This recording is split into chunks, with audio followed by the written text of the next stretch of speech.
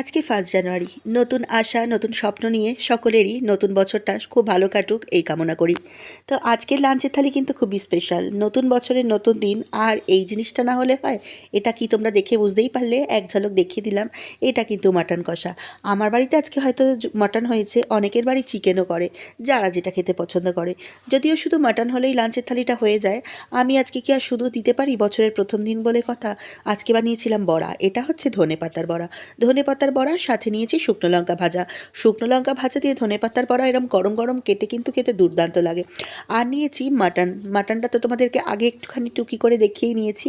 তো সেই মাটনেরই আজকে রান্না করিয়েছিলাম ঝাল ঝাল করে আলু দিয়ে কষা। মাটনের পিসগুলো আজকে কেটে আনা হয়েছিল কাটি চাপ পিস মতো করে।